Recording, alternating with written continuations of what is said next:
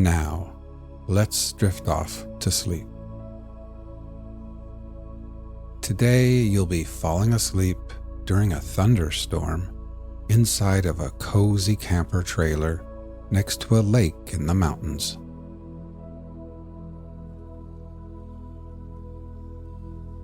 Imagine you are feeling exhausted, hot, and sweaty as you return to your camper.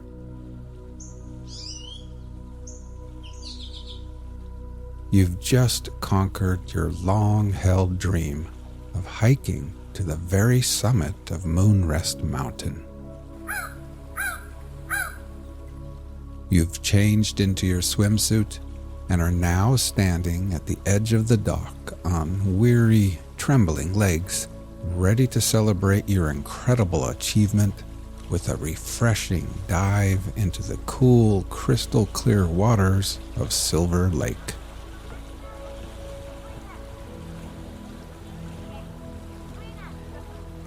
With your arms raised above your head and ready to dive in, you glance at the slow-moving dark clouds on the horizon.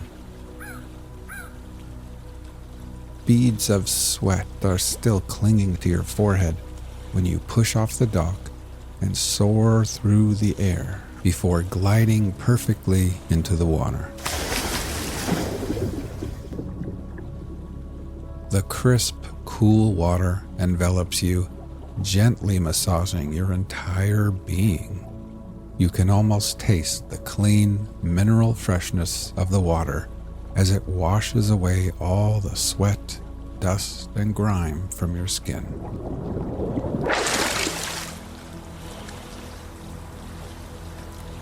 While breathing in deeply, you are met with the glorious sense of renewal. You feel utterly refreshed and rejuvenated.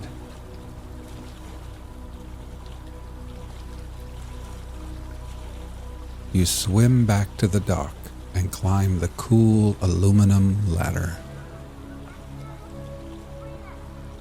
Then, standing there with a soft cotton towel draped around your shoulders, you gaze out across the deep blue lake.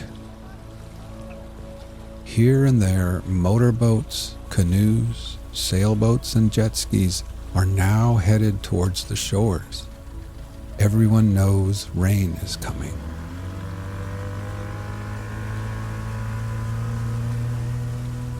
Kids wearing life vests and learning how to water ski are hoisted back into boats, and the small, colorful sails of dinghies flutter in the breeze as their little suntanned captains point them back towards land. Now, all toweled off and feeling a little bit chilled, you walk barefoot back to your camper ahead of the rain.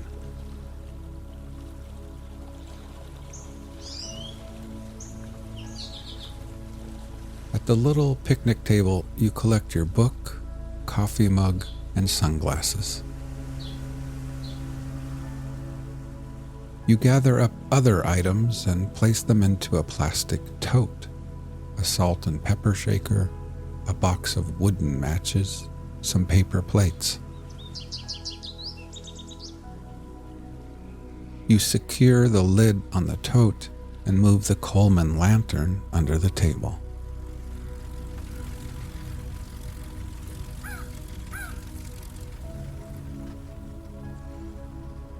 At the fire pit, you fold up your camping chair and tuck it below the protective cover of a tall ponderosa pine. Then you return to your camper, open the door, and step inside.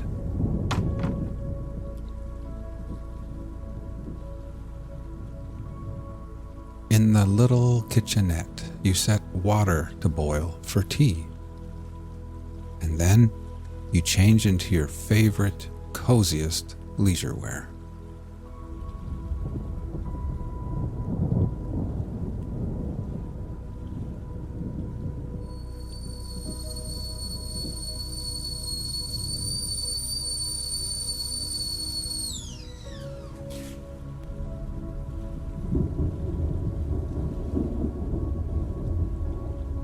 while the hot tea steeps, you settle at the quaint table and gaze out the window, watching as boats reach the shore and families hurry off to their campers and tents and cabins.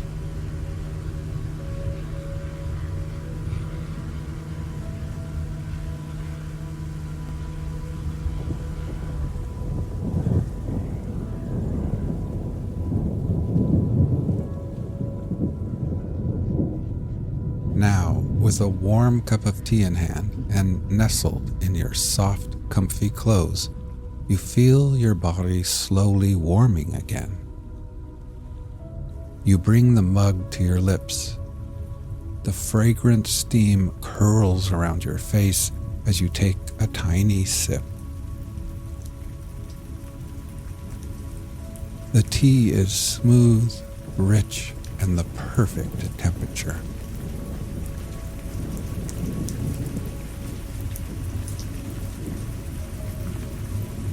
You take a bigger sip, and the tea flows down to your core, melting away the chill from the lake. A rush of warmth spreads throughout your body, like a wave of little goosebumps, and you're suddenly filled with a sense of deep accomplishment, peace, and satisfaction.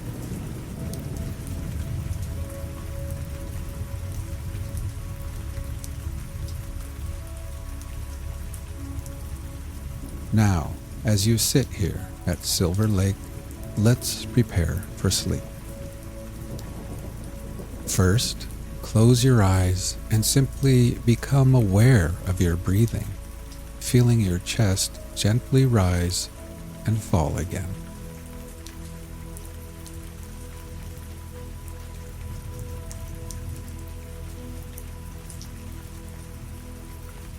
Next, let's take a few deeper breaths. We will slowly fill our lungs with the cool, sweet scent of pine trees and that fresh mountain air. And then, after holding briefly, we will let it all go and exhale. Ready? Breathe in deeply, hold for 3, 2, 1, and then exhale.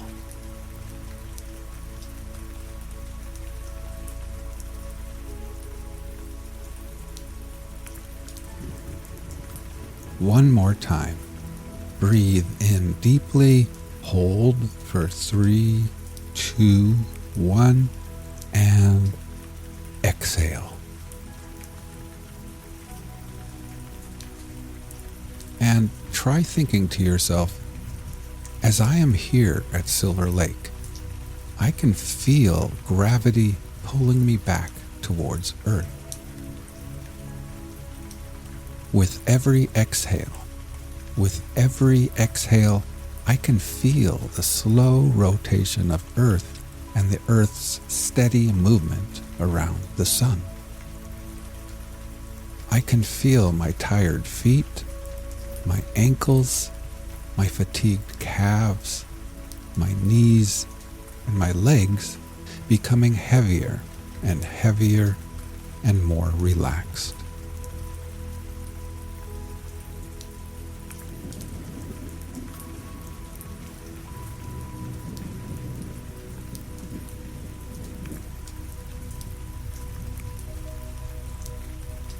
You finish the last sip of your perfect tea, and then you pick up a little pencil and notebook resting on the table. With them in hand, you make your way to the sleeping nook at the other end of the camper, where you collapse heavily into the soft, wide bed.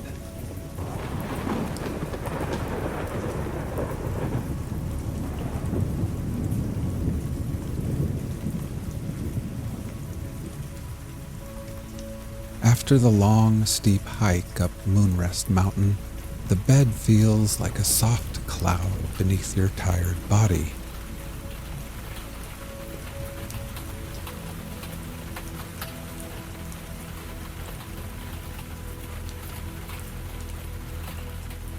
The little windows by the bed are cracked open, and your nostrils catch the pleasant scent of fresh rain on pine needles and moss.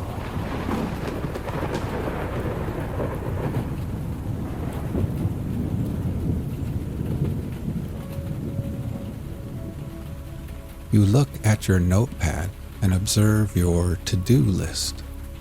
Each completed task is neatly crossed out with pencil. At the bottom of the page is one final entry on this list. A smile creeps across your face as you take the pencil and begin scribbling over that last item: climb Moonrest Mountain.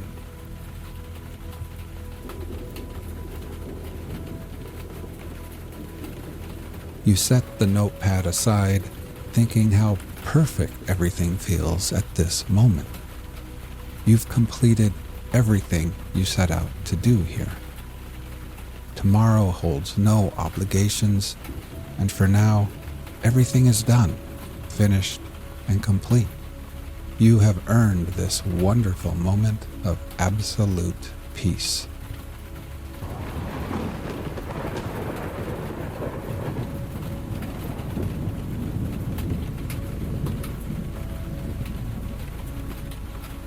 Your body sinks deeper into the soft bed.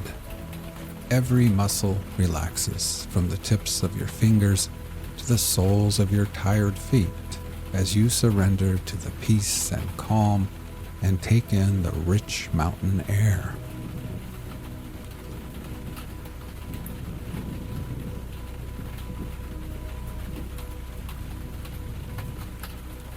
Let's take a few more deep breaths before drifting off to sleep. Ready? Breathe in deeply, hold for 3, 2, 1, and then exhale.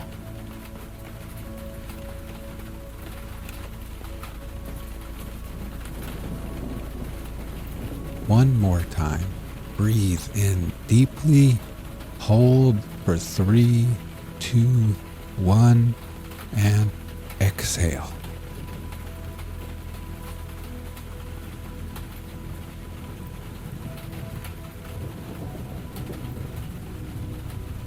Try thinking to yourself, as I lay here at Silver Lake, I can feel gravity pulling me back towards Earth. With every exhale, I experience my body feeling heavier and heavier and more relaxed. I can feel my tired arms, my hands, my torso, shoulders, neck, and head becoming heavier and more relaxed. My whole body feels at peace as gravity's pull tugs me gently and tucks me safely into this ever so soft bed.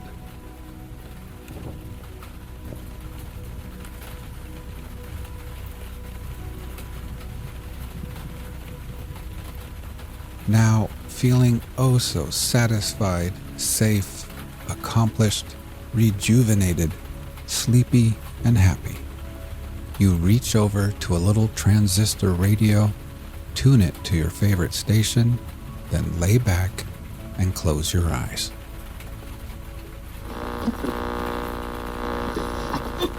Walden by Henry David Thoreau. Economy. Part 1.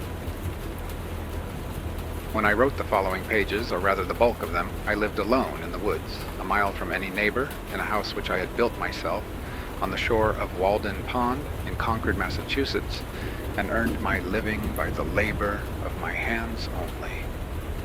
I lived there 2 years and 2 months. At present, I am a sojourner in civilized life again. I should not obtrude my affairs so much on the notice of my readers if very particular inquiries had not been made by my townsmen concerning my mode of life, which some would call impertinent, though they do not appear to me at all impertinent, but considering the circumstances, very natural and pertinent. Some have asked what I got to eat, if I did not feel lonesome, if I was not afraid, and the like. Others have been curious to learn what portion of my income I devoted to charitable purposes. And some, who have large families, how many poor children I maintained. I will therefore ask those of my readers who feel no particular interest in me to pardon me if I undertake to answer some of these questions in this book. In most books, the I, or first person, is omitted. In this, it will be retained. That, in respect to egotism, is the main difference. We commonly do not remember that it is, after all, always the first person that is speaking. I should not talk so much about myself if there were anybody else whom I knew as well. Unfortunately, I am confined to this theme by the narrowness of my experience. Moreover, I, on my side, require of every writer, first or last, a simple and sincere account of his own life, and not merely what he has heard of other men's lives. Some such account as he would send to his kindred from a distant land, for if he has lived sincerely, it must have been in a distant land to me. Perhaps these pages are more particularly addressed to poor students. As for the rest of my readers, they will accept such portions as apply to them. I trust that none will stretch the seams in putting on the coat, for it may do good service to him whom it fits. I would fain say something, not so much concerning the Chinese and Sandwich Islanders as you who read these pages, who are said to live in New England, something about your condition, especially your outward condition or circumstances in this world, in this town, what it is, whether it is necessary that it be as bad as it is, whether it cannot be improved as well as not. I have traveled a good deal in Concord, and everywhere, in shops and offices and fields, the inhabitants have appeared to me to be doing penance in 1,000 remarkable ways. What I have heard of Brahmins sitting exposed to 4 fires and looking in the face of the sun, or hanging suspended with their heads downward over flames, or looking at the heavens over their shoulders, until it becomes impossible for them to resume their natural position, while from the twist of the neck nothing but liquids can pass into the stomach, or dwelling, chained for life, at the foot of a tree, or measuring with their bodies like caterpillars the breadth of vast empires, or standing on one leg on the tops of pillars. Even these forms of conscious penance are hardly more incredible and astonishing than the scenes which I daily witness. The 12 labors of Hercules were trifling in comparison with those which my neighbors have undertaken, for they were only 12 and had an end. But I could never see that these men slew or captured any monster or finished any labor. They have no friend Iolaus to burn with a hot iron the root of the Hydra's head, but as soon as one head is crushed, 2 spring up. I see young men, my townsmen, whose misfortune it is to have inherited farms, houses, barns, cattle, and farming tools, for these are more easily acquired than got rid of. Better if they had been born in the open pasture and suckled by a wolf, that they might have seen with clearer eyes what field they were called to labor in. Who made them serfs of the soil? Why should they eat their 60 acres when man is condemned to eat only his peck of dirt? Why should they begin digging their graves as soon as they are born?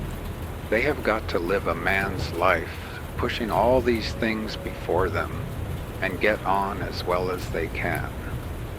How many a poor immortal soul have I met well-nigh crushed and smothered under its load, creeping down the road of life, pushing before it a barn 75 feet by 40, its Augean stables never cleansed, and 100 acres of land, tillage, mowing, pasture, and woodlot. The portionless who struggle with no such unnecessary inherited encumbrances find it labor enough to subdue and cultivate a few cubic feet of flesh. But men labor under a mistake. The better part of the man is soon plowed into the soil for compost. By a seeming fate, commonly called necessity, they are employed, as it says in an old book, laying up treasures which moth and rust will corrupt, and thieves break through and steal. It is a fool's life, as they will find when they get to the end of it, if not before. It is said that Deucalion and Pyrrha created men by throwing stones over their heads behind them. Inde genus durum sumus experiens laborum et documenta demus quasimus origine nati. Or, as Raleigh rhymes it in his sonorous way, from thence our kind hard-hearted is, enduring pain and care, approving that our bodies of a stony nature are. So much for a blind obedience to a blundering oracle, throwing the stones over their heads behind them, and not seeing where they fell. Most men, even in this comparatively free country, through mere ignorance and mistake, are so occupied with the factitious cares and superfluously coarse labors of life that its finer fruits cannot be plucked by them. Their fingers from excessive toil are too clumsy and tremble too much for that. Actually, the laboring man has not leisure for a true integrity day by day. He cannot afford to sustain the manliest relations to men. His labor would be depreciated in the market. He has no time to be anything but a machine. How can he remember well his ignorance, which his growth requires? Who has so often to use his knowledge?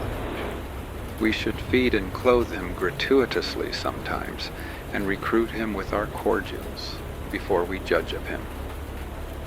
The finest qualities of our nature, like the bloom on fruits, can be preserved only by the most delicate handling. Yet we do not treat ourselves nor one another thus tenderly. Some of you, we all know, are poor, find it hard to live, are sometimes, as it were, gasping for breath. I have no doubt that some of you who read this book are unable to pay for all the dinners which you have actually eaten, or for the coats and shoes which are fast wearing or are already worn out, and have come to this page to spend borrowed or stolen time, robbing your creditors of an hour. It is very evident what mean and sneaking lives many of you live, for my sight has been whetted by experience, always on the limits, trying to get into business and trying to get out of debt, a very ancient slough, called by the Latins ace alienum, another's brass, for some of their coins were made of brass, still living and dying and buried by this other's brass, always promising to pay tomorrow, and dying today insolvent, seeking to curry favor, to get custom, by how many modes, only not state prison offenses, lying, flattering, voting, contracting yourselves into a nutshell of civility, or dilating into an atmosphere of thin and vaporous generosity, that you may persuade your neighbor to let you make his shoes, or his hat, or his coat, or his carriage, or import his groceries for him, making yourselves sick, that you may lay up something against a sick day, something to be tucked away in an old chest, or in a stocking behind the plastering, or more safely in the brick bank, no matter where, no matter how much or how little. I sometimes wonder that we can be so frivolous, I may almost say, has to attend to the gross but somewhat foreign form of servitude called Negro slavery, there are so many keen and subtle masters that enslave both North and South. It is hard to have a Southern overseer. It is worse to have a Northern one, but worst of all, when you are the slave driver of yourself. Talk of a divinity in man. Look at the teamster on the highway, wending to market by day or night.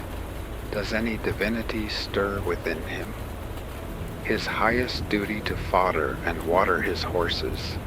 What is his destiny to him compared with the shipping interests? Does not he drive for Squire make a stir? How godlike, how immortal is he?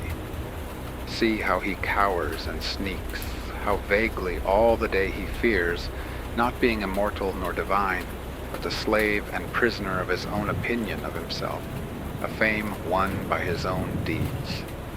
Public opinion is a weak tyrant compared with our own private opinion. What a man thinks of himself, that it is which determines, or rather indicates, his fate. Self-emancipation even in the West Indian provinces of the fancy and imagination. What Wilberforce is there to bring that about? Think also of the ladies of the land weaving toilet cushions against the last day, not to betray too green an interest in their fates. As if you could kill time without injuring eternity, the mass of men lead lives of quiet desperation. What is called resignation is confirmed desperation. From the desperate city you go into the desperate country and have to console yourself with the bravery of minks and muskrats. A stereotyped but unconscious despair is concealed even under what are called the games and amusements of mankind.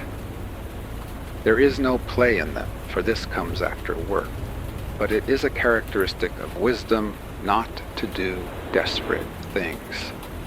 When we consider what, to use the words of the Catechism, is the chief end of man, and what are the true necessaries and means of life, it appears as if men had deliberately chosen the common mode of living because they preferred it to any other. Yet they honestly think there is no choice left. But alert and healthy natures remember that the sun rose clear. It is never too late to give up our prejudices. No way of thinking or doing, however ancient, can be trusted without proof. What everybody echoes or in silence passes by as true today may turn out to be falsehood tomorrow, mere smoke of opinion, which some had trusted for a cloud that would sprinkle fertilizing rain on their fields. What old people say you cannot do, you try and find that you can. Old deeds for old people, and new deeds for new. Old people did not know enough once, perchance, to fetch fresh fuel to keep the fire a-going. New people put a little dry wood under a pot, and are whirled round the globe with the speed of birds, in a way to kill old people, as the phrase is. Age is no better, hardly so well, qualified for an instructor as youth, for it has not profited so much as it has lost. One may almost doubt if the wisest man has learned anything of absolute value by living. Practically, the old have no very important advice to give the young.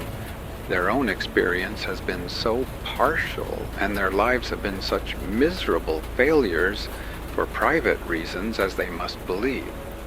And it may be that they have some faith left which belies that experience, and they are only less young than they were. I have lived some 30 years on this planet, and I have yet to hear the first syllable of valuable or even earnest advice from my seniors. They have told me nothing, and probably cannot tell me anything to the purpose. Here is life, an experiment to a great extent untried by me, but it does not avail me that they have tried it. If I have any experience which I think valuable, I am sure to reflect that this my mentors said nothing about. One farmer says to me, "You cannot live on vegetable food solely, for it furnishes nothing to make bones with." And so he religiously devotes a part of his day to supplying his system with the raw material of bones. Walking all the while he talks behind his oxen, which, with vegetable-made bones, jerk him and his lumbering plow along in spite of every obstacle.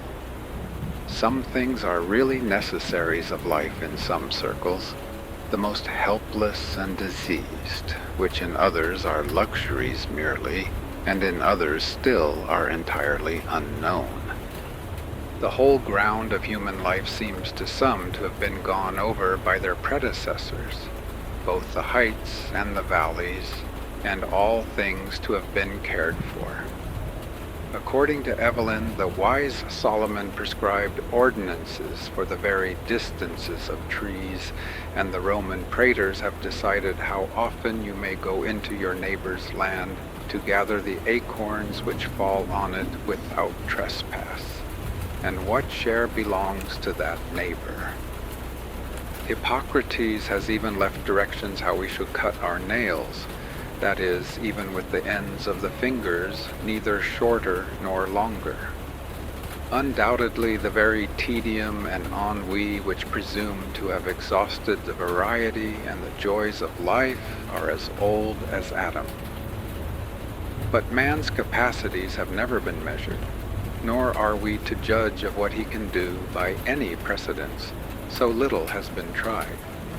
Whatever have been thy failures hitherto, be not afflicted, my child, for who shall assign to thee what thou hast left undone?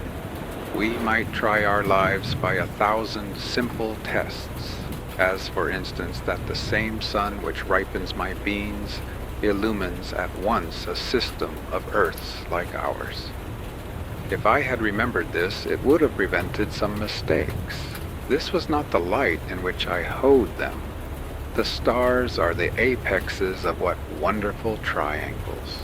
What distant and different beings in the various mansions of the universe are contemplating the same one at the same moment? Nature and human life are as various as our several constitutions. Who shall say what prospect life offers to another? Could a greater miracle take place than for us to look through each other's eyes for an instant? We should live in all the ages of the world in an hour. Aye, in all the worlds of the ages. History, poetry, mythology. I know of no reading of another's experience so startling and informing as this would be.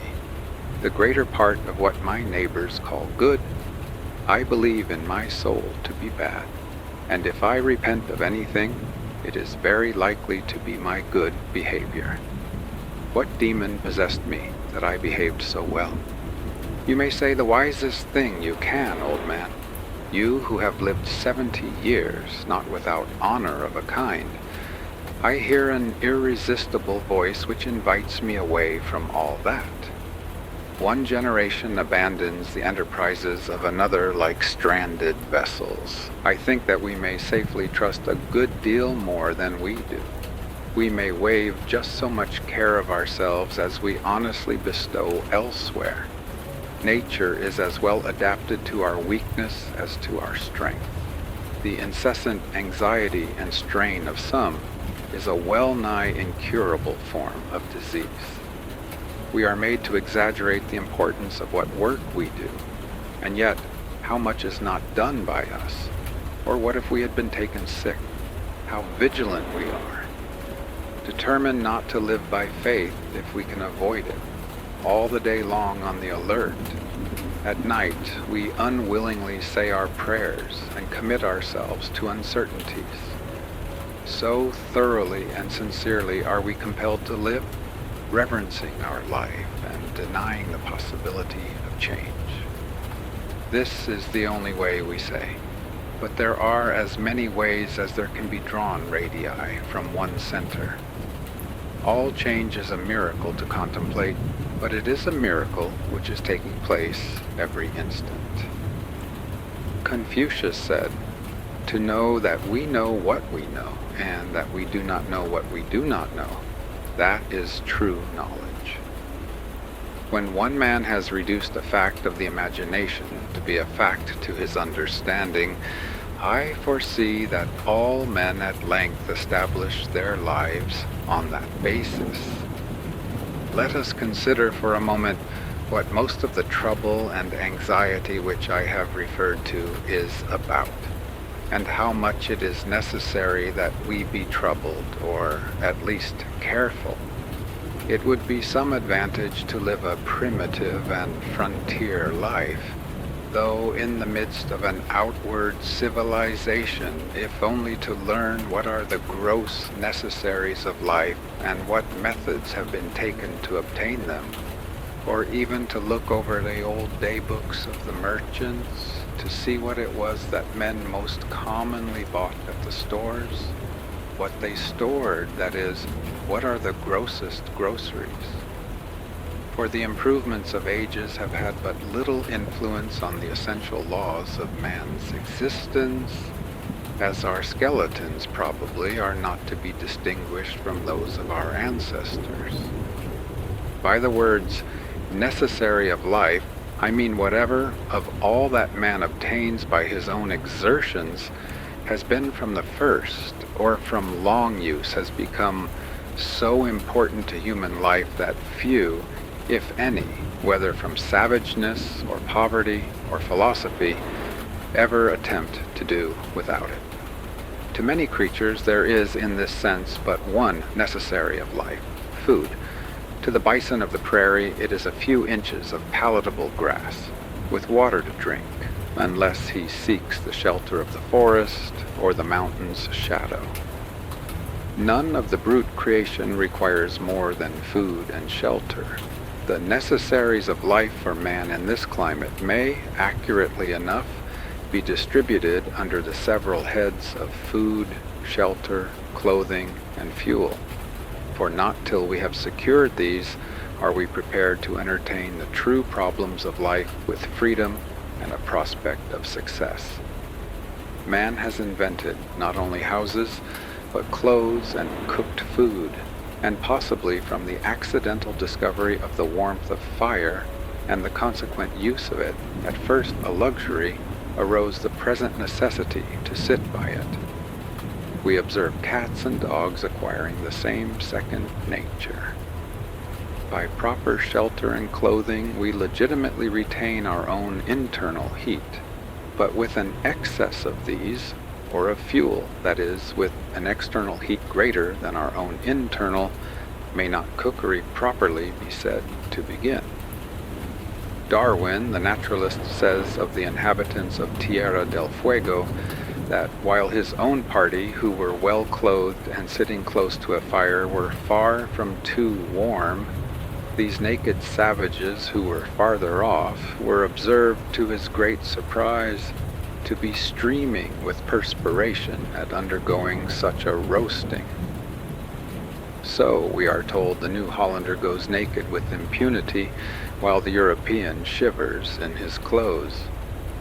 Is it impossible to combine the hardiness of these savages with the intellectualness of the civilized man?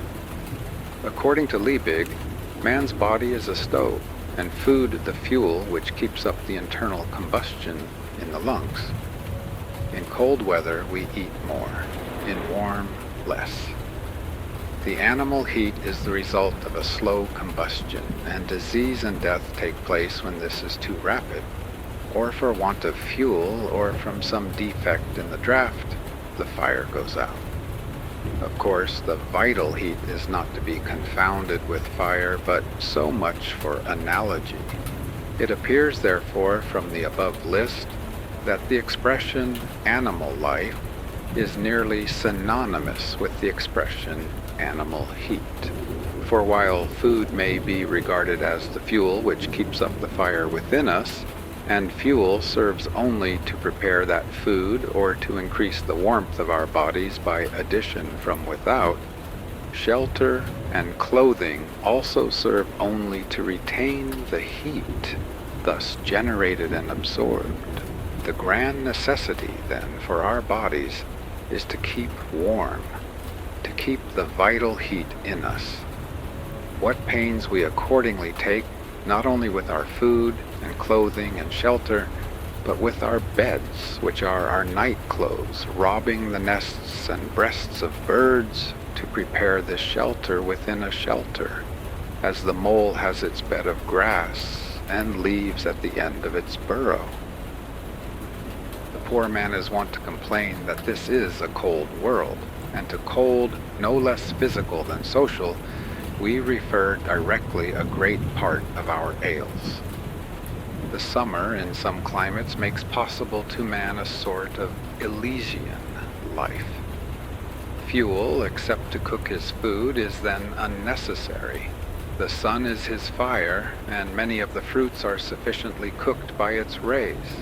While food generally is more various and more easily obtained, and clothing and shelter are wholly or half unnecessary.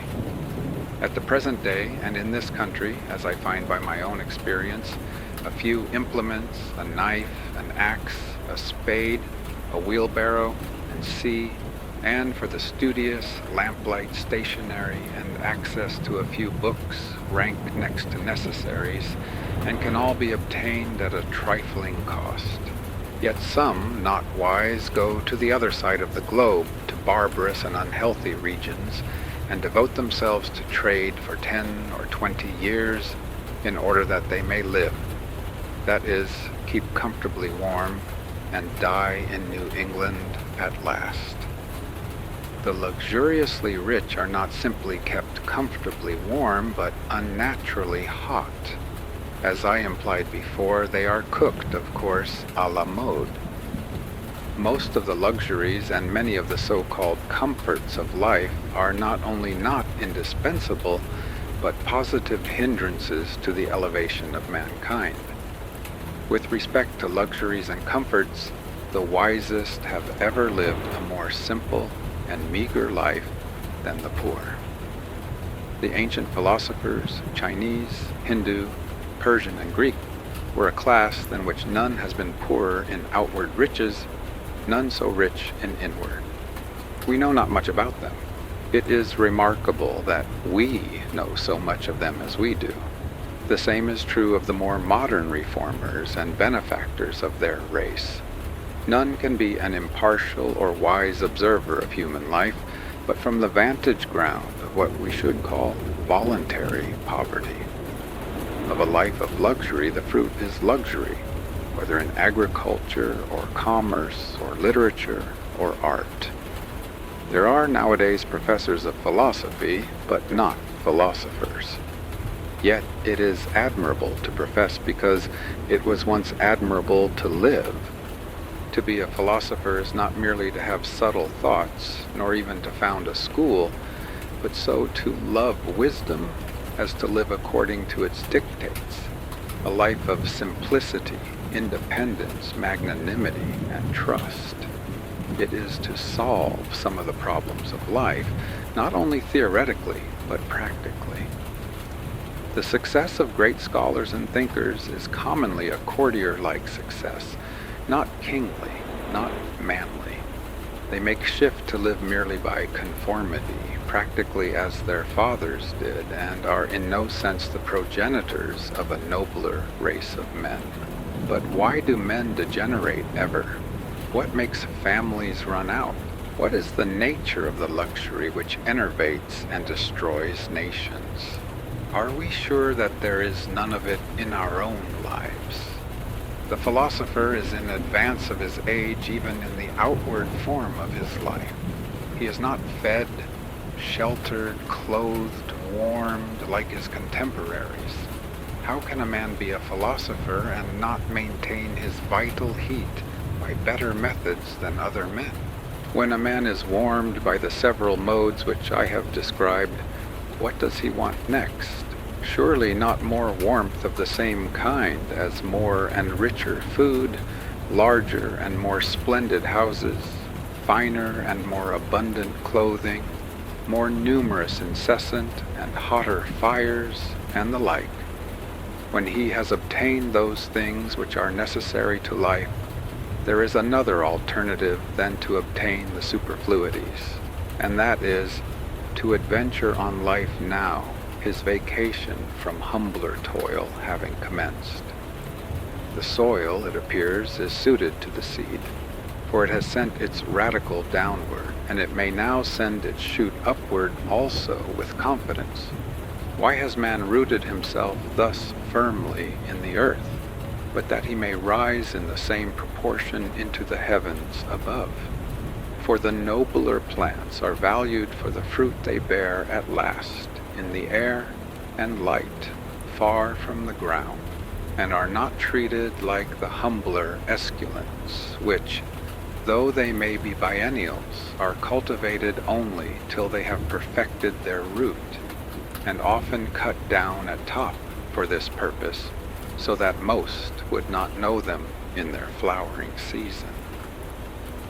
I do not mean to prescribe rules to strong and valiant natures, who will mind their own affairs whether in heaven or hell, and perchance build more magnificently and spend more lavishly than the richest, without ever impoverishing themselves, not knowing how they live, if indeed there are any such as has been dreamed, nor to those who find their encouragement and inspiration in precisely the present condition of things, and cherish it with the fondness and enthusiasm of lovers.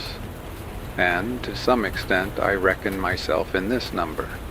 I do not speak to those who are well employed in whatever circumstances, and they know whether they are well employed or not, but mainly to the mass of men who are discontented and idly complaining of the hardness of their lot, or of the times when they might improve them.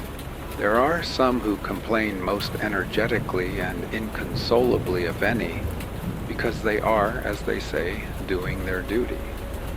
I also have in my mind that seemingly wealthy but most terribly impoverished class of all, who have accumulated dross, but know not how to use it or get rid of it, and thus have forged their own golden or silver fetters. If I should attempt to tell how I have desired to spend my life in years past, it would probably surprise those of my readers who are somewhat acquainted with its actual history. It would certainly astonish those who know nothing about it. I will only hint at some of the enterprises which I have cherished. In any weather, at any hour of the day or night, I have been anxious to improve the nick of time, and notch it on my stick too, to stand on the meeting of two eternities, the past and future, which is precisely the present moment, to toe that line. You will pardon some obscurities, for there are more secrets in my trade than in most men's, and yet not voluntarily kept, but inseparable from its very nature. I would gladly tell all that I know about it, and never paint no admittance on my gate. I long ago lost a hound, a bay horse, and a turtle dove, and am still on their trail. Many are the travelers I have spoken concerning them, describing their tracks and what calls they answered to. I have met one or two who had heard the hound and the tramp of the horse, and even seen the dove disappear behind a cloud, and they seemed as anxious to recover them as if they had lost them themselves. To anticipate, not the sunrise and the dawn merely, but if possible, nature herself. How many mornings, summer and winter, before yet any neighbor was stirring about his business, have I been about mine? No doubt many of my townsmen have met me returning from this enterprise, farmers starting for Boston in the twilight, or wood choppers going to their work. It is true, I never assisted the sun materially in his rising, but doubt not, It was of the last importance only to be present at it. So many autumn, and winter days spent outside the town trying to hear what was in the wind, to hear and carry it express. I well nigh sunk all my capital in it and lost my own breath into the bargain, running in the face of it. If it had concerned either of the political parties, depend upon it, it would have appeared in the Gazette with the earliest intelligence. At other times, watching from the observatory of some cliff or tree to telegraph any new arrival, or waiting at evening on the hilltops for the sky to fall, that I might catch something, though I never caught much, and that manna-wise would dissolve again in the sun. For a long time I was reporter to a journal of no very wide circulation, whose editor has never yet seen fit to print the bulk of my contributions, and, as is too common with writers, I got only my labor for my pains. However, in this case, my pains were their own reward. For many years I was self-appointed inspector of snowstorms and rainstorms, and did my duty faithfully. Surveyor, if not of highways, then of forest paths and all across-lot routes, keeping them open and ravines bridged and passable at all seasons, where the public heel had testified to their utility. I have looked after the wild stock of the town, which give a faithful herdsman a good deal of trouble by leaping fences, and I have had an eye to the unfrequented nooks and corners of the farm, though I did not always know whether Jonas or Solomon worked in a particular field today. That was none of my business. I have watered the red huckleberry, the sand cherry, and the nettle tree, the red pine and the black ash, the white grape and the yellow violet, which might have withered else in dry seasons. In short, I went on thus for a long time. I may say it without boasting, faithfully minding my business, till it became more and more evident that my townsmen would not after all admit me into the list of town officers, nor make my place a sinecure with a moderate allowance. My accounts, which I can swear to have kept faithfully, I have indeed never got audited, still less accepted, still less paid and settled. However, I have not set my heart on that. Not long since, a strolling Indian went to sell baskets at the house of a well-known lawyer in my neighborhood. "Do you wish to buy any baskets?" he asked. "No, we do not want any," was the reply. "What?" exclaimed the Indian as he went out the gate. "Do you mean to starve us?"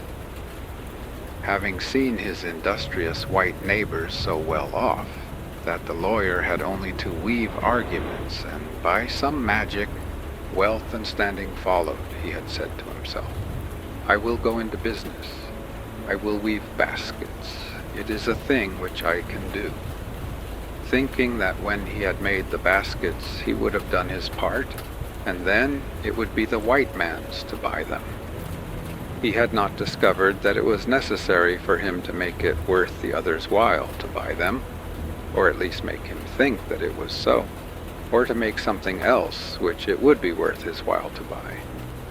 I too had woven a kind of basket of a delicate texture, but I had not made it worth anyone's while to buy them. Yet not the less in my case did I think it worth my while to weave them, and instead of studying how to make it worth men's while to buy my baskets, I studied rather how to avoid the necessity of selling them. The life which men praise and regard as successful is but one kind. Why should we exaggerate any one kind at the expense of the others? Finding that my fellow citizens were not likely to offer me any room in the courthouse, or any curacy, or living anywhere else, but I must shift for myself, I turned my face more exclusively than ever to the woods, where I was better known. I determined to go into business at once and not wait to acquire the usual capital using such slender means as I had already got. My purpose in going to Walden Pond was not to live cheaply nor to live dearly there, but to transact some private business with the fewest obstacles, to be hindered from accomplishing which, for want of a little common sense, a little enterprise and business talent, appeared not so sad as foolish. I have always endeavored to acquire strict business habits. They are indispensable to every man. If your trade is with the Celestial Empire, then some small counting house on the coast in some Salem harbor will be fixture enough. You will export such articles as the country affords, purely native products, much ice and pine timber, and a little granite, always in native bottoms. These will be good ventures. To oversee all the details yourself in person, to be at once pilot and captain and owner and underwriter, to buy and sell and keep the accounts, to read every letter received and write or read every letter sent, to superintend the discharge of imports night and day, to be upon many parts of the coast almost at the same time. Often the richest freight will be discharged upon a Jersey shore.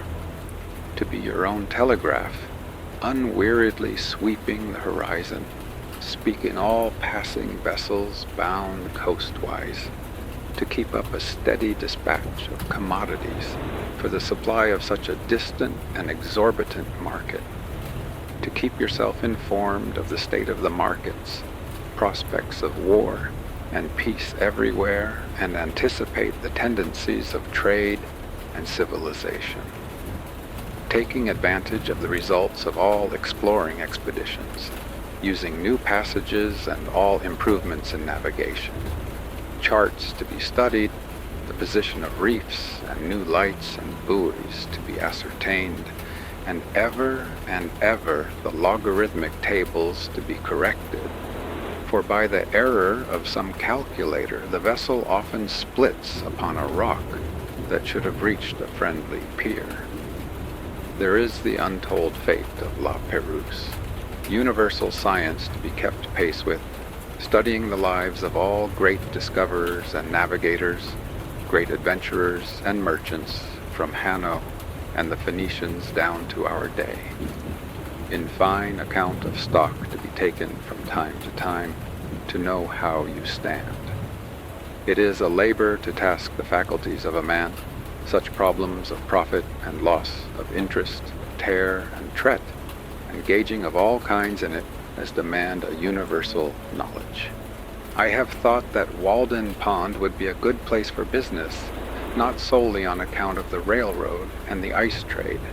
It offers advantages which it may not be good policy to divulge. It is a good port and a good foundation.